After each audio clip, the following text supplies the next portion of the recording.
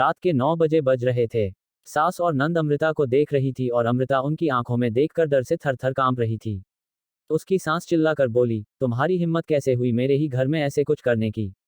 4 दिन भी नहीं हुए मेरे घर में आकर तुम्हें और खुद को मालकिन समझने लगी क्या? आने दो मेरे बेटे को, तुम्हारे हाथ पैर तोड़ने के लिए नहीं कहा तो मेरा नाम भी सुनैना नहीं। आज क्या हुआ क्या पता। सास जितनी निर्दयी थी उतना ही निर्दयी अपने बेटे को भी कर दिया था। हर एक नई दुल्हन अपने पति के घर जाने के लिए राह देखती है, पर अमृता, वह तो उसके पति की राह भी कभी नहीं देखती थी, क्योंकि वह अपने पति से बहुत डरती थी। मन ही मन में भगवान का जाप जप रही थी कि उसका पति आज घर पर आए ही नहीं। पर जब तक उसका पति घर पर ना आए तब तक उसे उसके सास खाना खाने नहीं देगी। इतनी निर्दयी उसकी सास ने रसोई घर को ताला लगा रखा था। ऐसा क्या हुआ था कि सुनैना अमृता को ऐसे प्रकार का दुख दे रही थी? और अमृता के पति मतलब अजय का ऐसा क्यों स्वभाव था कि नई दुल्हन होकर भी वह अपने पति की राह नहीं देखती थी? अमृता की शादी अजय से 5 महीने पहले हुई थी। अमृता को माँ बाप नहीं थे। 12वीं की पढ़ाई होते ही उसके चाचा चाची ने उसकी शादी करवा दी। अमृता की जिम्मेदारी से उसके चाचा चाची मुक्त हो गए। उसकी चाची ने उसकी शादी के बाद के त्योहार भी मनाए नहीं, उसे 4 दिन के लिए मायके में त्योहार मनाने के लिए बुलाया भी नहीं। उसकी शादी करके जिम्मेदारी से मुक्त हो गए बस। अमृता के ससुराल में उसकी सास सुनैना, पति अजय और नंदन मोनिका जिसकी शादी पक्की करके सगाई कर दी थी। छोटा सा परिवार था। सुखी और शांतिपूर्ण गृहस्थी के सपना लेकर अमृता इस घर में आई थी। पर सपना तो सपना ही होता है। हर समय सपना सच होना कम मुमकिन होता है। उसका भी सुखी गृहस्थी का सपना तो सपना ही रह गया। अमृता की उम्र 18 की पूर्ण हो गई थी और अजय 30 का था। दोनों के बीच में 12 साल का अंतर था। सास सुनैना ने अमृता के लिए 10 नियम बनाए थे। सुबह 4 बजे उठकर पूरे घर की साफ सफाई करना, बाद में नहाकर भगवान की पूजा करने के बाद में रसोई में जाना, हमेशा सर पर पल्लू रहना, सबसे पहले खाना ना खाना, मतलब सबके खाने के बाद ही अमृता खा सकती थी। ऐसे और भी कितने नियम कायदे सुनैना ने अमृता के लिए बनाए थे। अमृता को यह नियम पालन करने ही पड़ते थे। पर अभी उम्र ही क्या थी उसकी। उस वक्त उसके हाथ से अगर भूल हो भी जाती तो उसका पति या उसकी सास या फिर उसकी नंदन उसे सजा देते ही देते थे। उसे मारने की भी कोई कमी नहीं रखते थे। उससे 5 साल बड़ी नंद मोनिका उस पर हाथ उठाने के लिए आगे पीछे भी नहीं सोचती थी।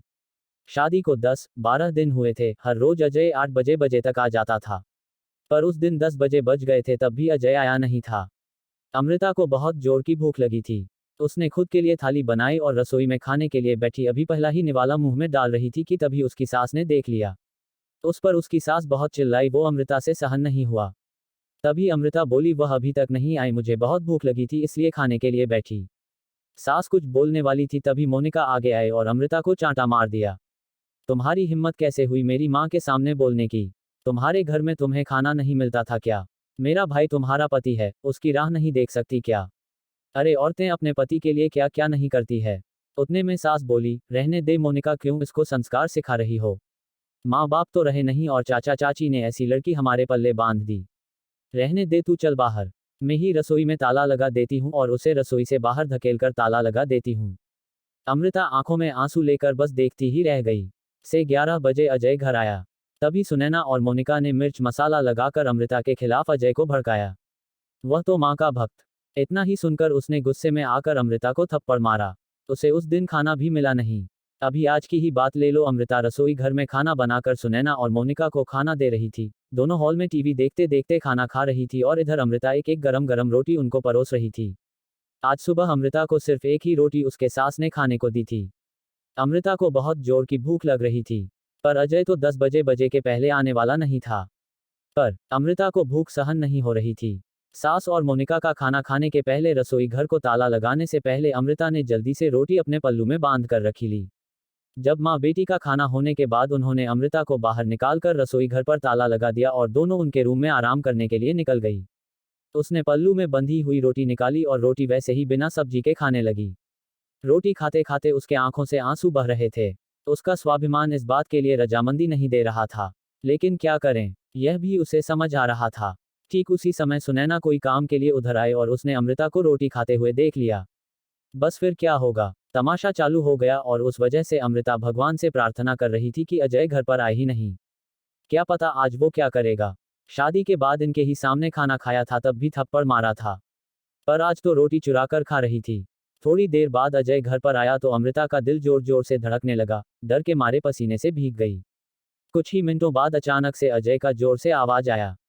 अमृता जल्दी बाहर आओ। अमृता डरकर थर-थर कांपते हुए बाहर आई। देखा तो सास अभी भी शेर की तरह उसकी तरफ देखकर गुर्रा रही थी।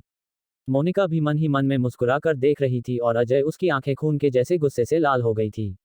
जैसे ही अमृता अजय के सामने आई उसने उसके बालों को पकड़कर जोर से धकेल दिया। अमृता बहुत जोर से चिल्लाई। तेरी इतनी हिम्मत हुई कि तू अपने ही घर में चोरी करती है। रुक, तुझे तो मैं अभी दिखाता हूँ। बोलते बोलते अजय ने अपने कमर का बेल्ट निकाला और अमृता को मारने लगा। अमृता जोर जोर से रोते हुए, दर्द से चिल्लाते हुए उसकी माफी मांग रही थी। पर उसके पति को और घर में रहने वाले 2 औरतों को उसकी दया नहीं आई। अमृता को सहन नहीं हो रहा था, तभी उसने अजय को धक्का दिया और घर के बाहर भागने लगी। तभी अरे पकड़ो उसे, बाहर कहाँ चली? सुनैना अजय को बोली। तभी अजय बोला, जाने दो माँ, भाग भाग कर कहाँ जाएगी? कहाँ उसे पालने के लिए उसके मायके वाले हैं जो उसे संभाल लेंगे। आएगी वापस घूम के यहीं पर, जाने दो उसे। पहले मुझे खाना परोसो, मुझे बहुत भूख लगी है। अजय का बोलना सुनकर सुनैना ने अजय को खाना दिया और आज भी सभी खाने के लिए बैठे, पर अमृता की याद किसी को भी नहीं आई। बाद में थोड़ी देर बाद अमृता घर में आई। उसे देखकर तीनों राक्षस जैसे हंसते हंसते उसके सामने खड़े हुए। आ गई क्या वापस महारानी? क्या हुआ, मायके वालों ने घर में नहीं लिया? सुनैना ने उसे टोंट मारा। तभी अजय उसे बोला, जब तक तुम मेरे पैरों पर अपनी नाक नहीं रगड़ती तब तक मैं तुम्हें घर के अंदर आने नहीं दूंगा। मुझे धक्का देकर चली गई थी ना? हाँ भैया, इतनी जल्दी से माफ मत करना। अब अगर इसे माफ किया ना तो कल यह सिर पर चढ़कर नाचने लगेगी। ऐसी लड़की का क्या भरोसा?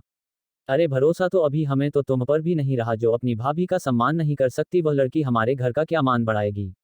अचानक अमृता की पीठ के पीछे से मोनिका के होने वाले ससुर की आवाज आई और वह अंदर आए। उन्हें देखते ही तीनों के चेहरे का रंग ही उड़ गया। अरे समधी जी, आप कब आए? सुनैना साड़ी ठीक करके माथे पर पल्लू लेकर बोलने लगी। उसी वक्त आया जिस वक्त आपकी बहू रास्ते से डरकर इधर से उधर भाग रही थी। अच्छा हुआ अभी से ही तुम्हारा असली चेहरा हमें दिख गया। मैं आया, नहीं तो हमारे घर की बर्बादी हो गई होती अगर ऐसी बहू हमारे घर आई होती तो। मोनिका के होने वाले ससुर उसकी तरफ हाथ दिखाकर बोले। नहीं नहीं, आपको कोई गलतफहमी हो गई है पापा। आप अंदर तो आइए, मैं आपको सब समझाती हूँ। मोनिका ऐसे बोली तो उसके ससुर बोले, कौन से पापा? किसके पापा? माफ करो, हमें अब आपके साथ कोई भी रिश्ता नहीं करना और जो आपको समझाना है ना वो बाहर खड़े पुलिस को बताना। अचानक पीठ के पीछे से पुलिस अंदर आई। पुलिस को देखकर उन तीनों की बोलती ही बंद हो गई। क्या बोले कुछ समझ नहीं आ रहा था। तभी सुनैना नर्म आवाज से अमृता को बोली, अरे बहू, छोटी बात पर कोई पुलिस को बुलाता है क्या? छोटी सी गलतफहमी हो गई है ना? और ऐसी छोटी बड़ी परीक्षा हर एक औरत को शादी के बाद देनी ही पड़ती है। और यह तो तुम्हारा ससुराल है ना? ससुराल वालों का मान रखना तो तुम्हारा कर्तव्य है बेटा। माफ कीजिए सासू जी, मुझे ऐसी परीक्षा देने का कोई शौक नहीं है। मैंने शादी थप्पड़ खाने के लिए नहीं की थी। और यह ऐसा कैसा ससुराल जहां मुझे रोटी भी चुरा कर खानी पड़ती थी? आपने मुझे कमजोर समझा था क्या? मेरा मायका नहीं है पर मैं कमजोर नहीं हूँ। अभी यही संस्कार अपने बच्चों को जेल में देना। अंत में पुलिस ने उन तीनों को पकड़कर जेल के अंदर डाला। मोनिका की ससुराल वालों ने शादी तोड़ दी और अमृता को एक स्वयंसेवक संस्था ने आगे जाने का मार्ग दिखाया। अमृता संस्था के साथ में काम करके लोगों को घर में होने वाली घरेलू हिंसा के बारे में जागरूकता फैलाने लगी। उसने अभी सही मायने में जिंदगी की नई शुरुआत की।